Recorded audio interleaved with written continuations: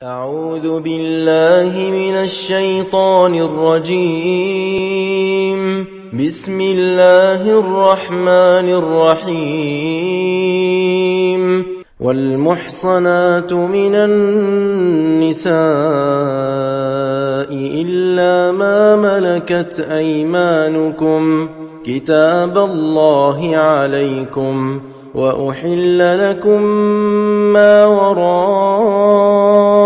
ذلكم أن تبتغوا بأموالكم محصنين غير مسافحين، فما استمتعتم به منهن فآتوهن أجورهن فريضة، ولا جناح عليكم فيما تراضيتم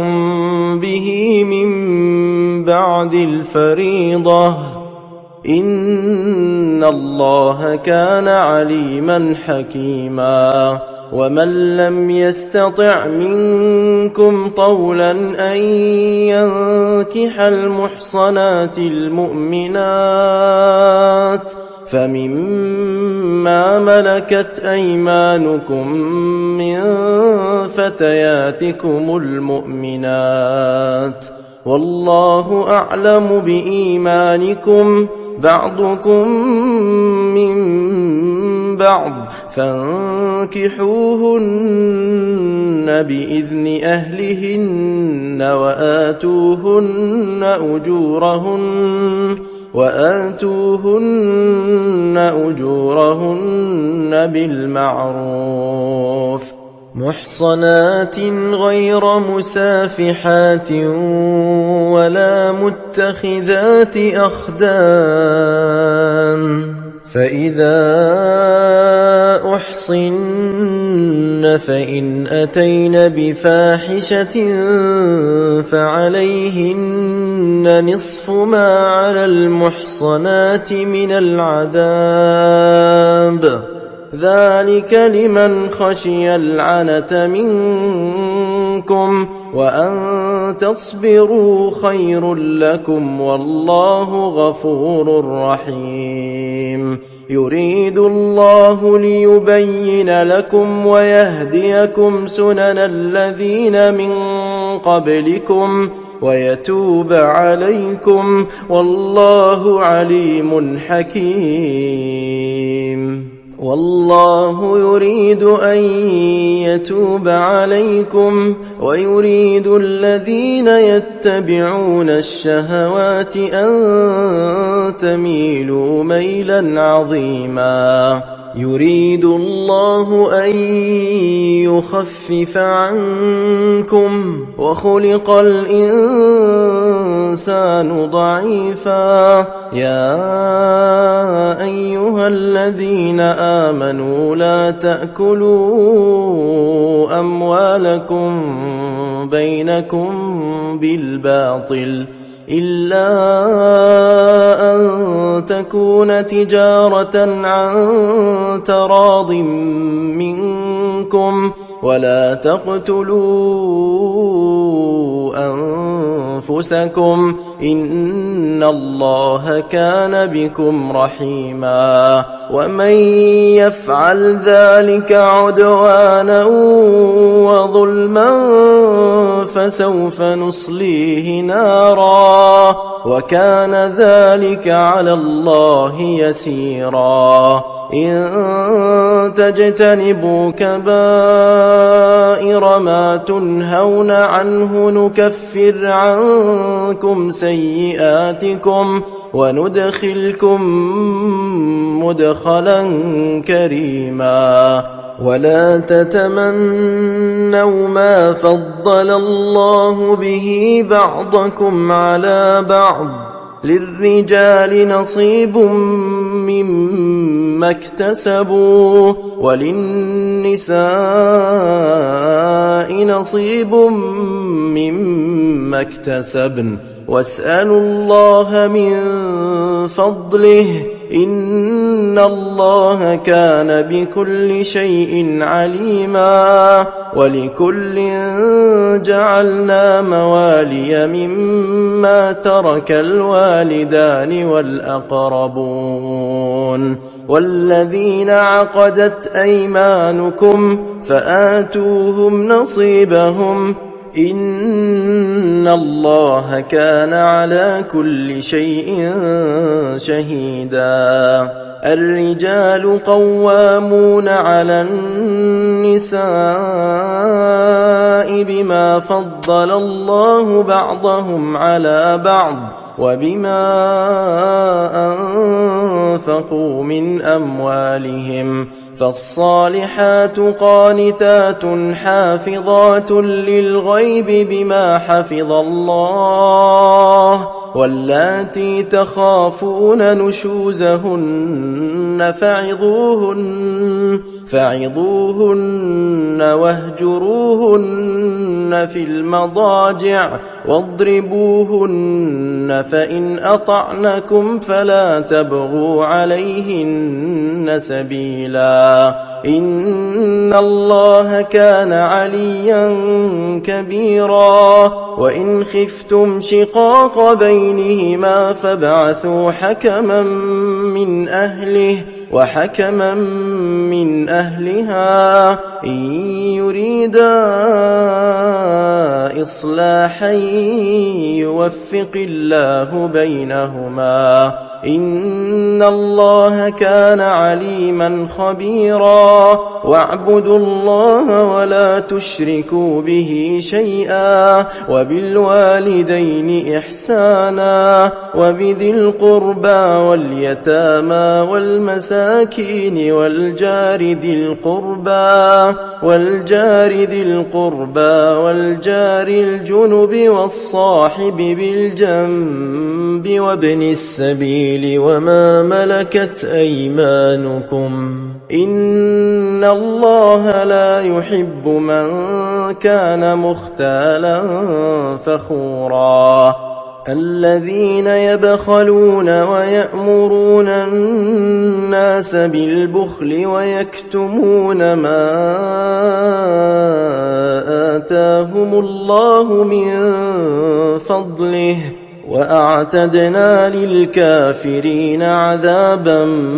مهينا والذين ينفقون أموالهم رئاء الناس ولا يؤمنون بالله ولا باليوم الآخر ومن يكن الشيطان له قرينا فساء قرينا وماذا عليهم لو آمنوا بالله واليوم الآخر وأنفقوا مما رزقهم الله وكان الله بهم عليما إن الله لا يظلم مثقال ذرة وإن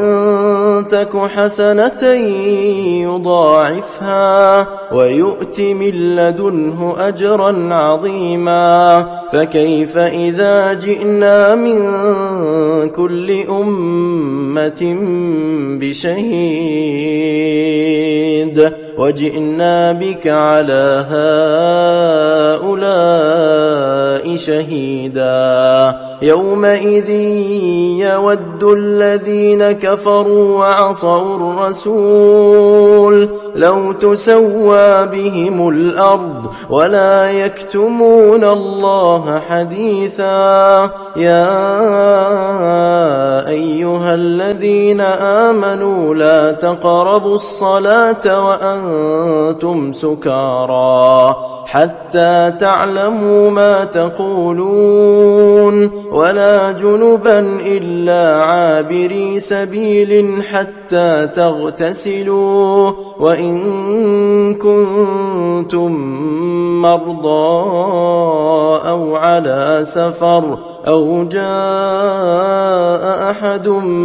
منكم من الغائط أو لامستم النساء فلم تجدوا ماء فتيمموا صعيدا طيبا فامسحوا بوجوهكم وأيديكم إن الله كان عفوا غفورا ألم تر إلى الذين أوتوا نصيبا من الكتاب يشترون الضلالة ويريدون أن تضلوا السبيل والله أعلم بأعدائكم وكفى بالله وليا وكفى بالله نصيرا من الذين هادوا يحرفون الكلم عن مواضعه ويقولون سمعنا وعصينا واسمع غير مسمع وراعنا ليا بألسنتهم وطعنا في الدين ولو أنهم قالوا سمعنا وأطعنا واسمع وانظرنا لكان خيرا لهم وأقوم ولكن لعنهم الله بكفرهم فلا يؤمنون إلا قليلا يا أيها الذين أوتوا الكتاب آمنوا بما نزلنا مصدقا لما معكم من قبل أن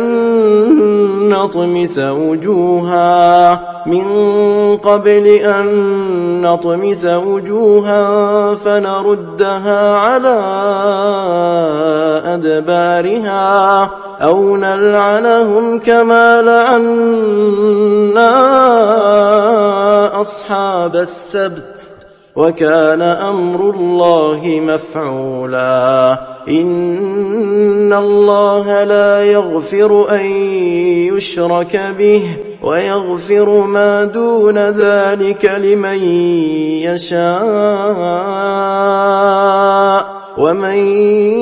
يشرك بالله فقد افترى إثما عظيما ألم تر إلى الذين يزكون أنفسهم بل الله يزكي من يشاء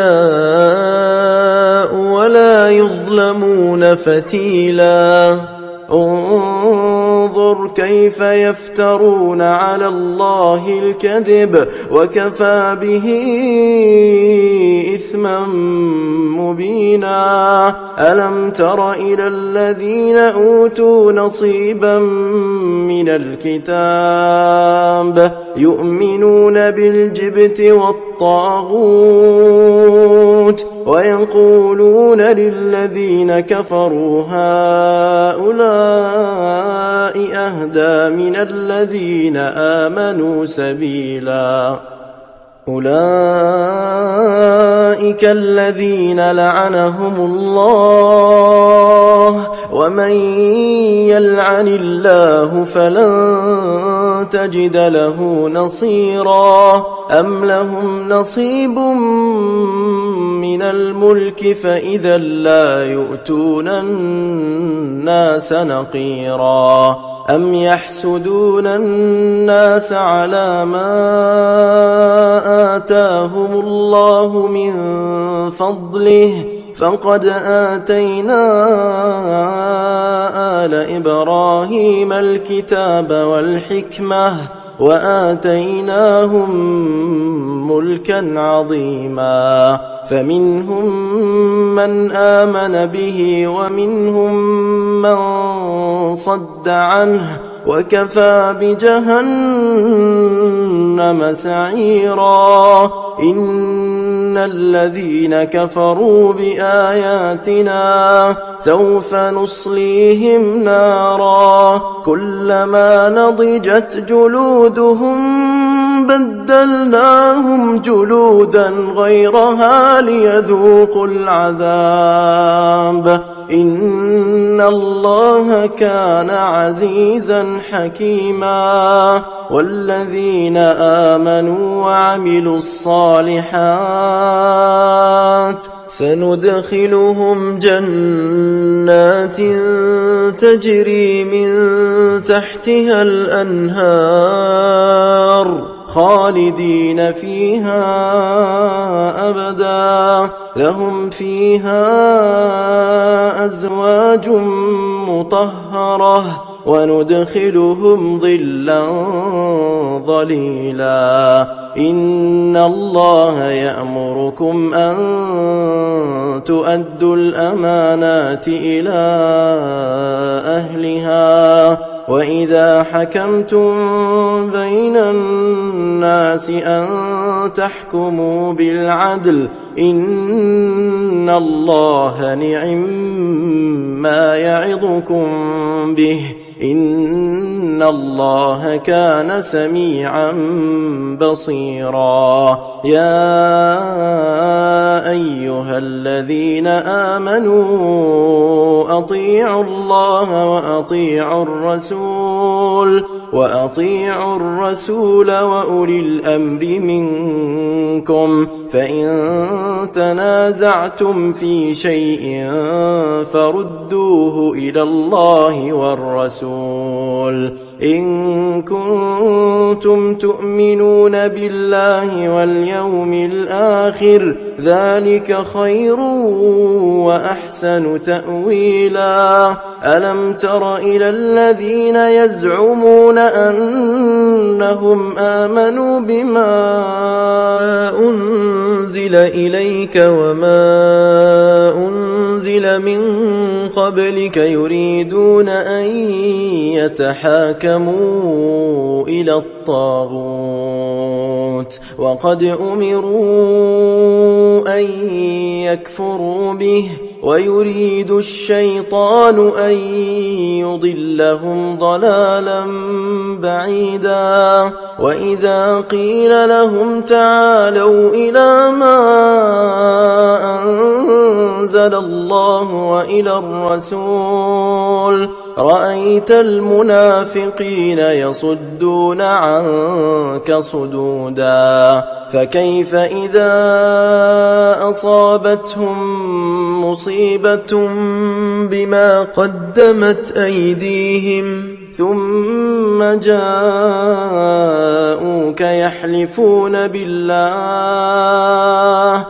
يحلفون بالله إن أردنا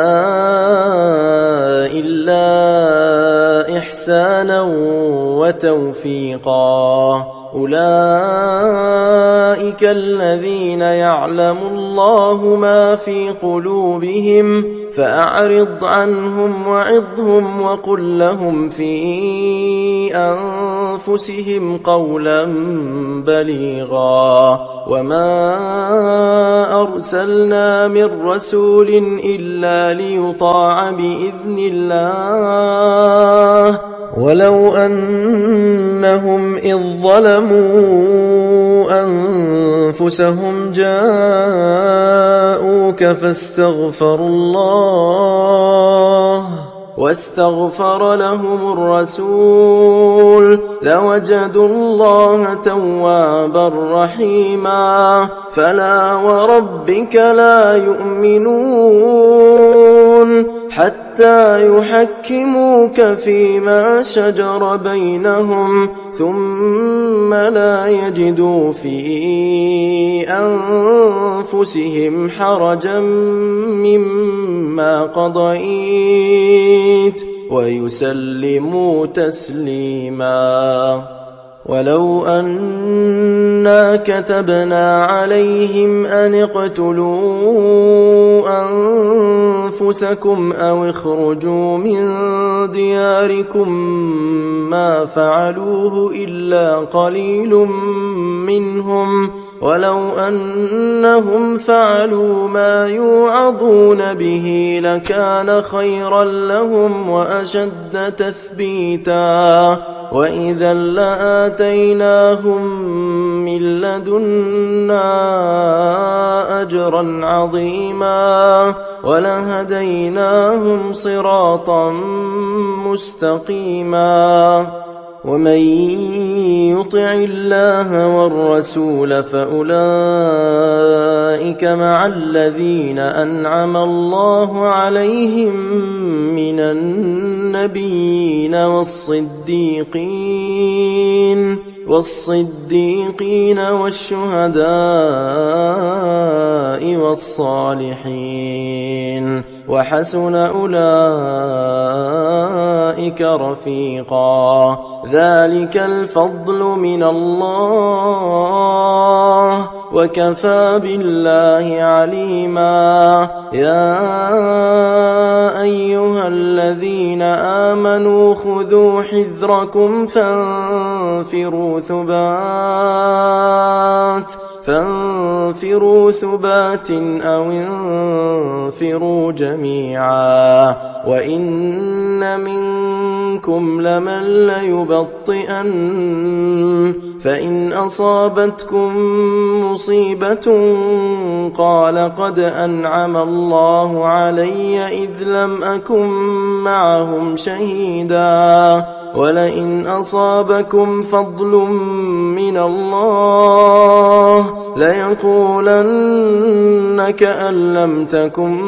بينكم وبينه مودة يا ليتني كنت معهم فأفوز فوزا عظيما. فليقاتل في سبيل الله الذين يشرون الحياة الدنيا بالآخرة ومن يقاتل في سبيل الله فيقتل أو يغلب فسوف نؤتيه أجرا عظيما. وما لكم لا تقاتلون في سبيل الله والمستضعفين من الرجال والنساء والولدان الذين يقولون ربنا أخرجنا من هذه القرية الظالم أهلها واجعل لنا من لدنك وليا واجعل لنا من لدنك نصيرا. الذين آمنوا يقاتلون في سبيل الله والذين كفروا يقاتلون في سبيل الطاغوت فقاتلوا أولياء الشيطان إن كيد الشيطان كان ضعيفا. ألم تر إلى الذين قيل لهم كفوا أيديكم وأقيموا الصلاة وآتوا الزكاة فلما كتب عليهم القتال إذا فريق منهم يخشون الناس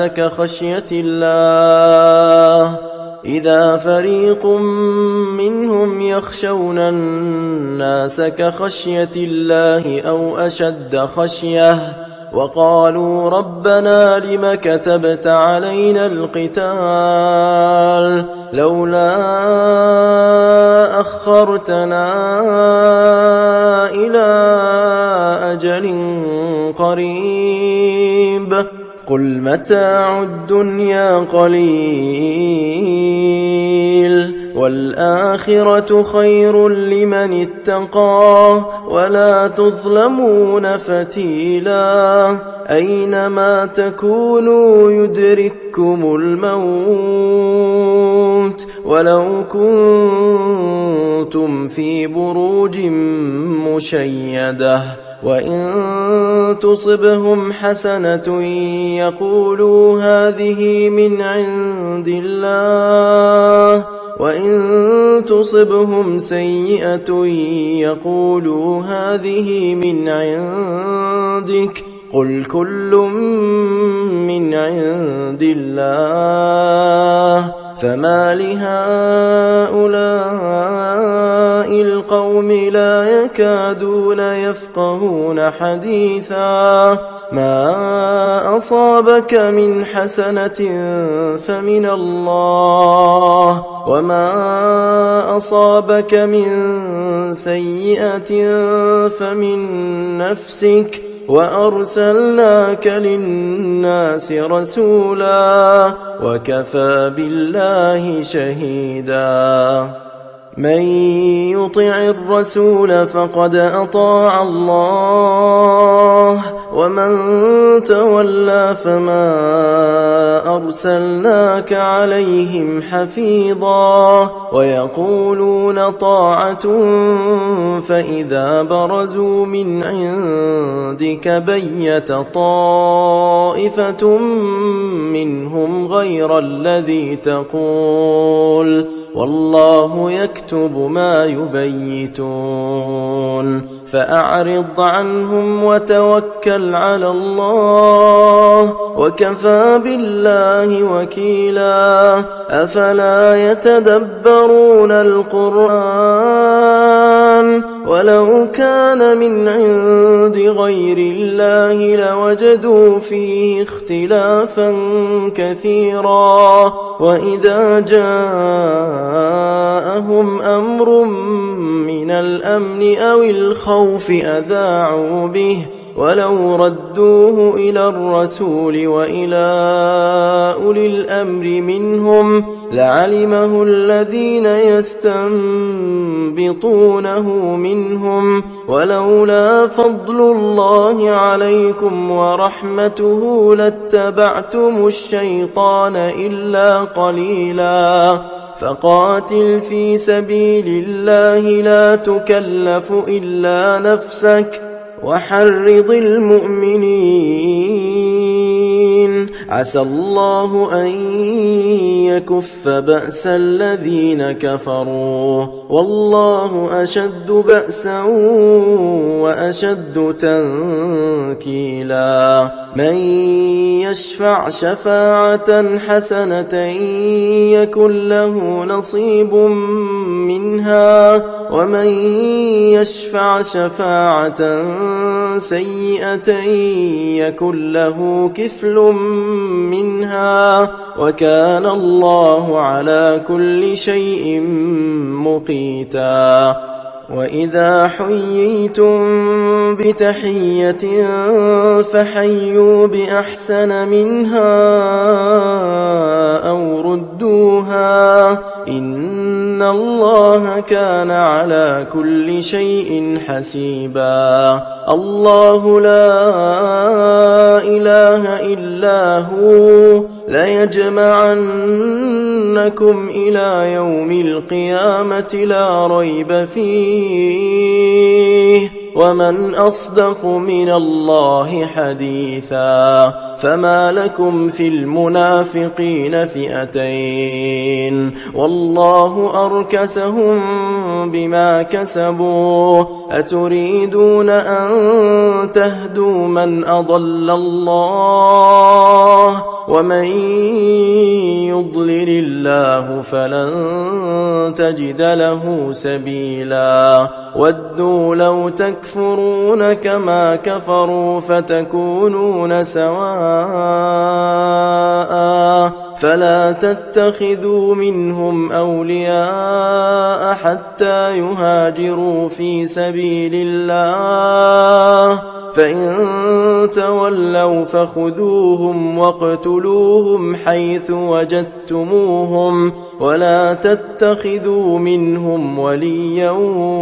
ولا نصيرا إلا الذين يصلون إلى قوم بينكم وبينهم ميثاق أو جاءوكم حصرت صدورهم أن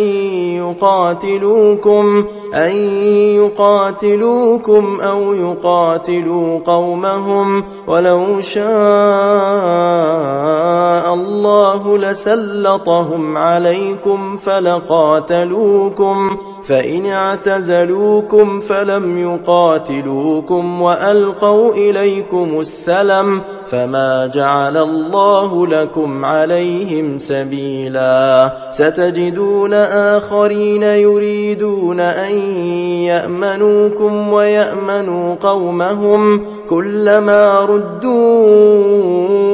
إلى الفتنة أركسوا فيها فإن لم يعتزلوكم ويلقوا إليكم السلم ويكفوا أيديهم فخذوهم واقتلوهم حيث ثقفتموهم وأولئكم جعلنا لكم عليهم سلطانا مبينا وما كان لمؤمن أن يقتل مؤمنا إلا خطأ ومن قتل مؤمنا خطأ فتحرير رقبة مؤمنة ودية مسلمة إلى أهله إلا أن يصدقوا فإن كان من قوم عدو لكم وهو مؤمن فتحرير رقبة مؤمنة وإن كان من قوم بينكم وبينهم ميثاق فدية مسلمة إلى أهله وتحرير رقبة مؤمنة فمن لم يجد فصيام شهرين متتابعين توبة من الله وكان الله عليما حكيما ومن يقتل مؤمنا متعمدا فجزاؤه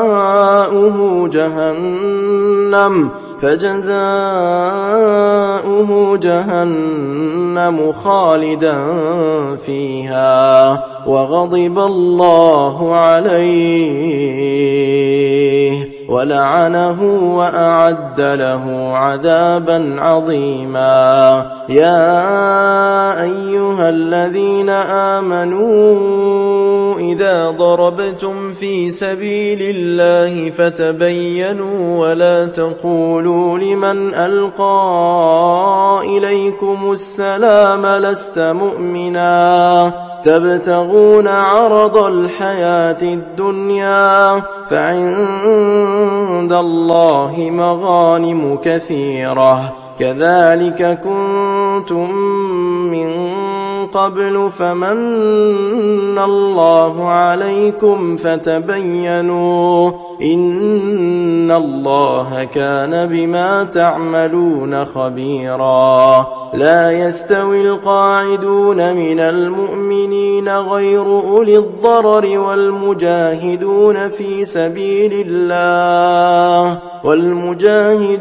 في سبيل الله بأموالهم وأنفسهم فضل الله المجاهدين بأموالهم وأنفسهم على القاعدين درجة وكلا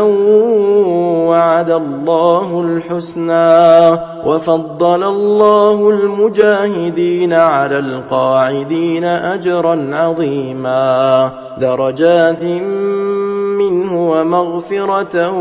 ورحمة وكان الله غفورا رحيما إن الذين توفاهم الملائكة ظالمي أنفسهم قالوا فيم كنتم قالوا كنا مستضعفين في الأرض قالوا ألم تكن أرض الله واسعة فتهاجروا فيها فأولئك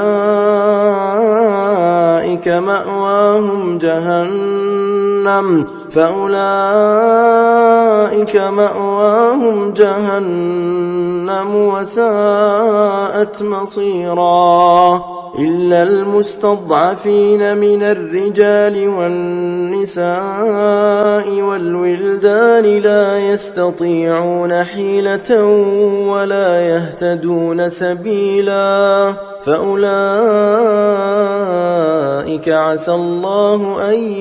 يعفو عنهم وكان الله عفوا غفورا ومن يهاجر في سبيل الله يجد في الأرض مراغما كثيرا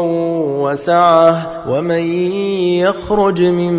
بيته مهاجرا إلى الله ورسوله ثم يدركه الموت فقد وقع أجره على الله وكان الله غفورا رحيما وإذا ضربتم في الأرض فليس عليكم جناح أن تقصروا من الصلاة إن خفتم أن يفتنكم الذين كفروا إن الكافرين كانوا لكم عدوا مبينا وإذا كنت فيهم فأقمت لهم الصلاة فلتقم طائفة منهم معك وليأخذوا أسلحتهم فإذا سجدوا فليكونوا من ورائكم ولتأت طائفة أخرى لم يصلوا فليصلوا معك وليأخذوا حذرهم وأسلحتهم ود الذين كفروا لو تغفلون عن أسلحتكم وأمتعتكم فيميلون عليكم ميلة واحدة ولا جناح عليكم إن كان بكم أذى من مطر أو كنتم مرضى أن تضعوا أسلحتكم وخذوا حذركم إن الله أعد للكافرين عذابا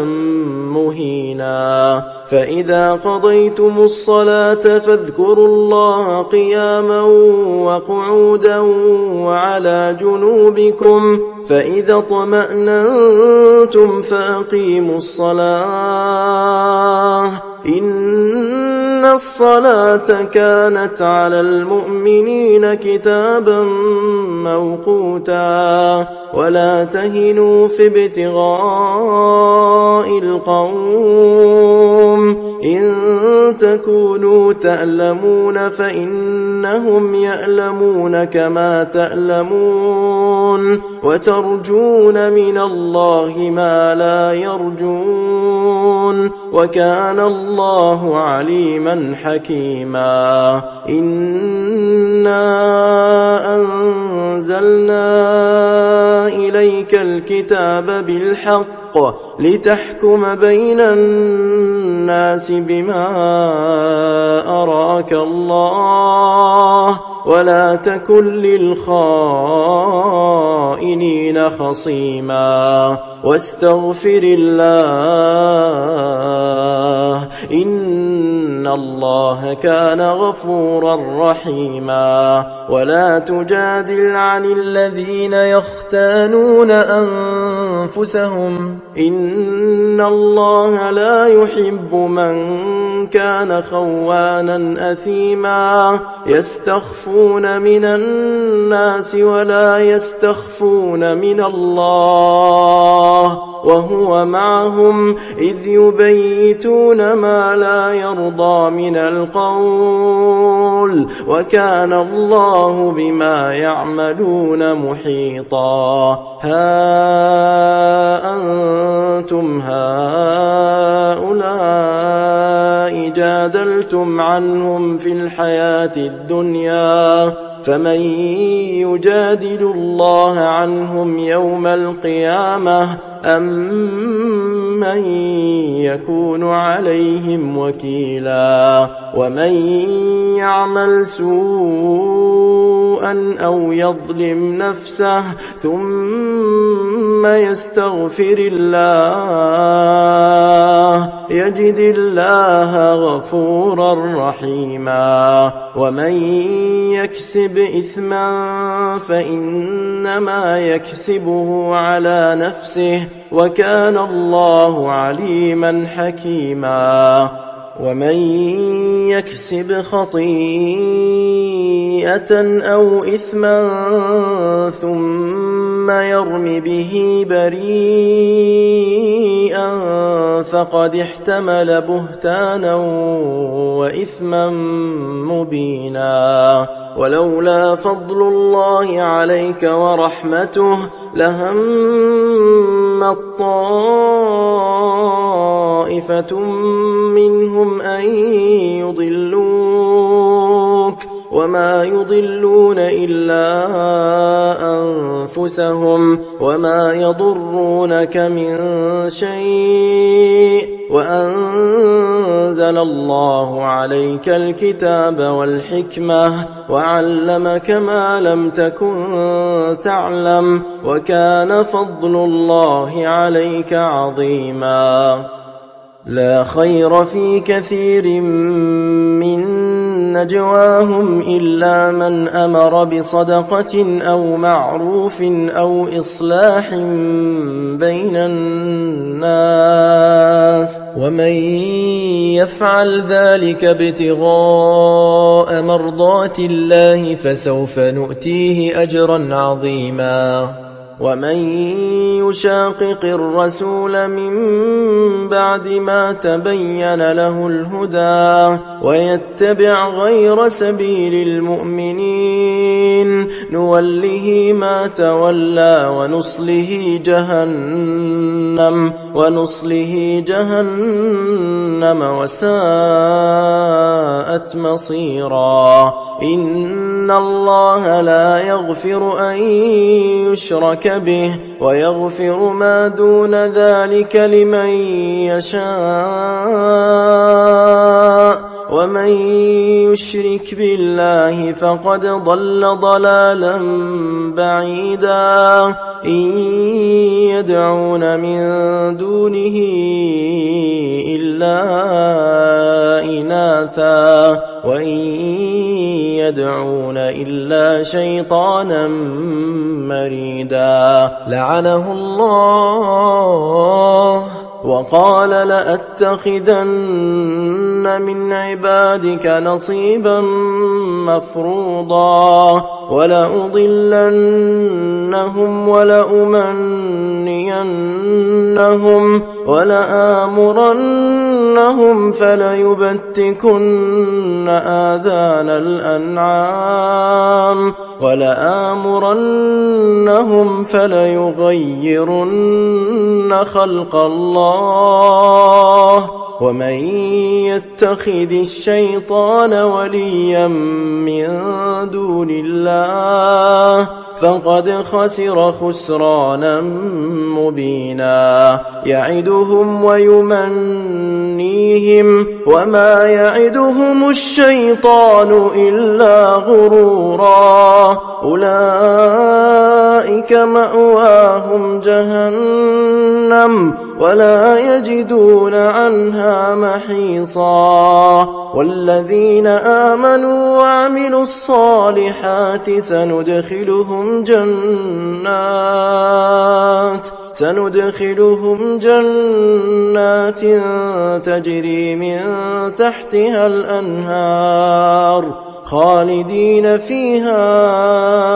أبدا وعد الله حقا ومن أصدق من الله قيلا ليس بأمانيكم ولا أماني أهل الكتاب من يعمل سوءا يجز به ولا يجد له من دون الله وليا ولا نصيرا ومن يعمل من الصالحات من ذكر أو أنثى وهو مؤمن فأولئك يدخلون الجنة ولا يظلمون نقيرا ومن أحسن دينا ممن أسلم وجهه لله وهو محسن واتبع ملة إبراهيم حنيفا واتخذ الله إبراهيم خليلا ولله ما في السماوات وما في الأرض وكان الله بكل شيء محيطا ويستفتونك في النساء قل الله يفتيكم فيهن وما يتلى عليكم في الكتاب في يتامى النساء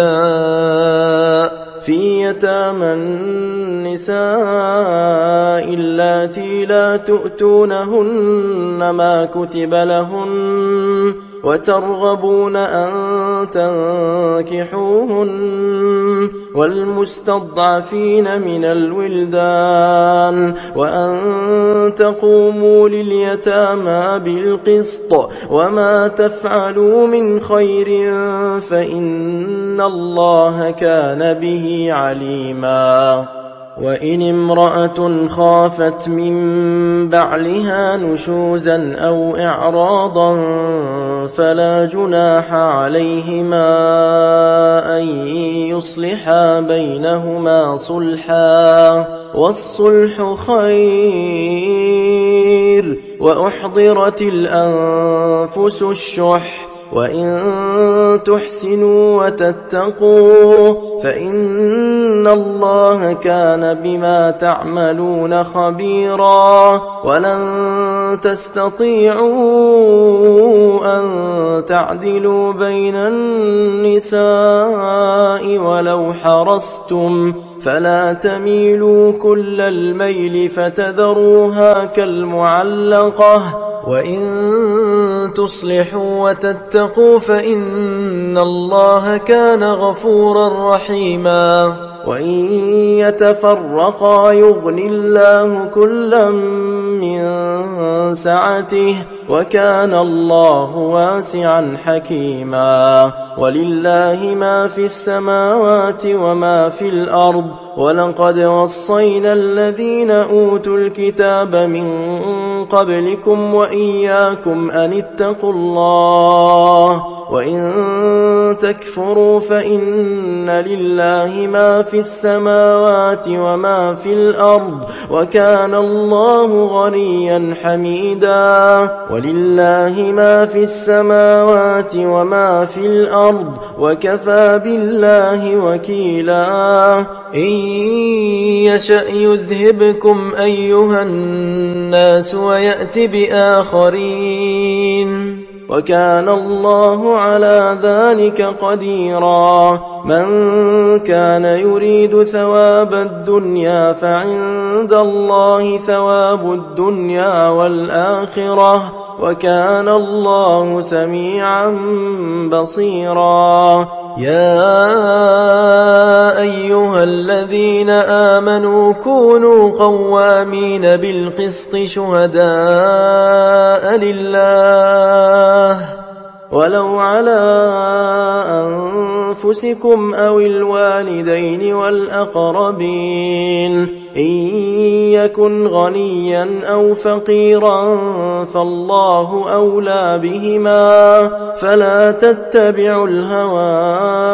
أن تعدلوا وإن تلووا أو تعرضوا فإن الله كان بما تعملون خبيرا يا أيها الذين آمنوا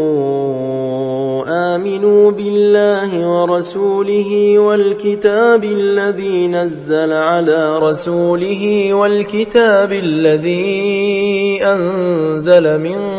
قبل ومن يكفر بالله وملائكته وكتبه ورسله واليوم الآخر فقد ضل ضلالا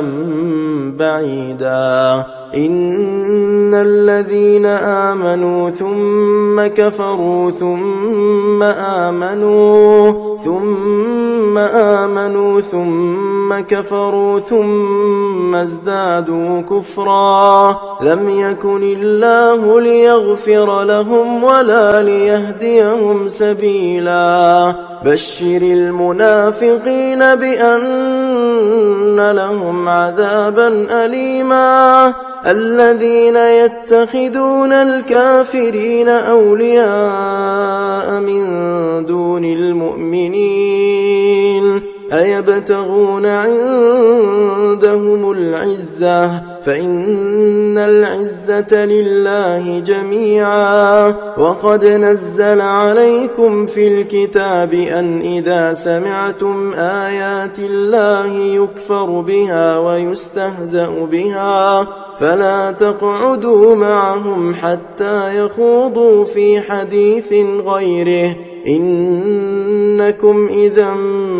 مثلهم إن الله جامع المنافقين والكافرين في جهنم جميعا الذين يتربصون بكم فإن كان لكم فتح من الله قالوا ألم نكن معكم وإن كان للكافرين نصيب قالوا ألم نستحوذ عليكم ونمنعكم من المؤمنين فالله يحكم بينكم يوم القيامة ولن يجعل الله للكافرين على المؤمنين سبيلا إن المنافقين يخادعون الله وهو خادعهم وإذا قاموا إلى الصلاة قاموا كسالى يراءون الناس ولا يذكرون الله إلا قليلا مذبذبين بين ذلك لا إله هؤلاء ولا إله هؤلاء ومن يضلل الله فلن تجد له سبيلا يا أيها الذين آمنوا لا تتخذوا الكافرين أولياء من دون المؤمنين أتريدون أن تجعلوا لله عليكم سلطانا مبينا إن المنافقين في الدرك الأسفل من النار ولن تجد لهم نصيرا إلا الذين تابوا وأصلحوا واعتصموا بالله وأخلصوا دينهم لله فأولئك مع المؤمنين وسوف يؤتي الله المؤمنين أجرا عظيما ما يفعل الله بعذابكم إن شكرتم وآمنتم وكان الله شاكرا عليما